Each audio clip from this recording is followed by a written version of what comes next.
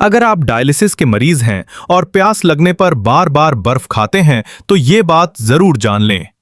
क्या डायलिसिस के मरीज बर्फ खा सकते हैं?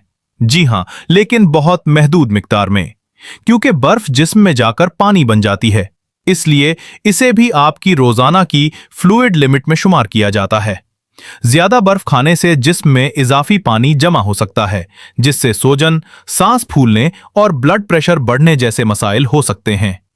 अगर मुंह बहुत ज्यादा खुश्क हो तो छोटे छोटे आइस चिप्स कुछ मदद दे सकते हैं, लेकिन मिकदार हमेशा महदूद रखें और अपने डॉक्टर या डाइटिशियन की बताई हुई फ्लूइड लिमिट पर अमल करें।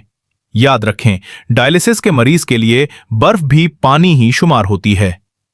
डायलिसिस से मुताल्लिक ऐसी ही मुफीद और जरूरी मालूमात के लिए रीनल लाइफ व्लॉग को सब्सक्राइब और फॉलो करें। कमेंट में अपनी राय जरूर दें और इस मालूमात को ज्यादा से ज्यादा लोगों के साथ शेयर करें।